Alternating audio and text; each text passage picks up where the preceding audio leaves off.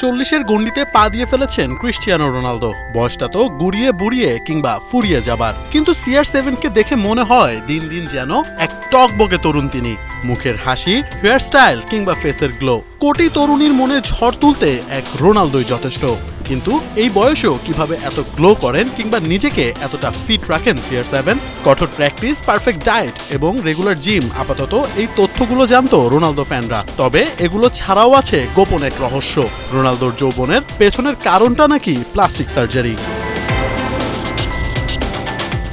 রোনালদোর এমন তারুণ্যদীপ্ত চেহারা নিয়ে কথা বলেছেন নিউ ইয়র্কের বিখ্যাত প্লাস্টিক সার্জন ডক্টর এলি লেভিন। যদিও তিনি কখনোই রোনালদোর সাথে কাজ করেননি, তবে এই সার্জন মনে করেন রোনালদো নিজের চেহারার গ্লো ধরে রাখতে প্রচুর অস্ত্রোপচার করেছেন এবং এজন্য অনেক টাকাও খরচ করে ফেলেছেন তিনি। লেভিন মনে করেন রোনালদো রাইনোপ্লাস্টিক করিয়েছিলেন, অর্থাৎ তার নাকের আকৃতি বদলে ফেলেছেন, হাড় ভেঙে নতুন আকার দিয়েছেন। শুধু রাইনোপ্লাস্টিকই নয়, রোনালদো অর্থোডন্টিক্সও করিয়েছেন। তার মানে তার দাঁতের আকারও পাল্টে ফেলেছেন তিনি। আরেকটু বুঝিয়ে বললে, সাদা এবং সোজা দেখাতে দাঁতের চিকিৎসায় যেমন ভেনিয়ার ব্যবহার করা হয়, সেটাও নিজের জন্য কাজে লাগিয়েছেন পর্তুগিজ তারকা। এছাড়াও রোনালদো তার মাড়ির জায়গা কমাতেও গেছেন ছুরি কাচির নিচে, হাসির সময় যেন মাড়িটা না দেখা যায়। এসবই লেভিনের বিশ্বাস।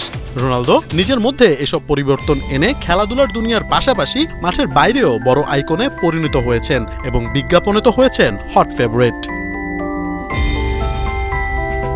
শুধু প্লাস্টিক সার্জারিতেই সীমাবদ্ধ থাকেননি তিনি। নিজেকে ফিট রাখতে নিয়মিত করে যাচ্ছেন কঠোর পরিশ্রম। জিম, ডায়েট, এক্সারসাইজ এই সব কিছু রোনালদোকে নিয়ে গেছে অন্য এক উচ্চতায়। খেলার পাশাপাশি লুকসেও রোনালদো এখন কোটি তরুণের অনুপ্রেরণা এবং কোটি তরুণীর আবেগ। তবে সত্যি যদি তিনি প্লাস্টিক সার্জারির দ্বারস্থ হয়ে থাকেন, তবে অনেকেই এবার থেকে রোনালদোকে দেখবে ভিন্ন চোখে। হয়তো কারো কারো আইকনের তালিকা থেকে বাদ পড়বেন, কারণ ওই সৌন্দর্য যে আসল নয়। আর সেই সাথে কেউ কেউ বুঝে যাবেন, চাইলেই CR7-এর মতো নিখুঁত হওয়া যাবে না, কারণ অমন কিছুর জন্য যে প্রচুর টাকা দরকার, যেটা ছাড়া নিখুঁত নন রোনালদো নিজেও। মোহাম্মদ আদনান, ৭১।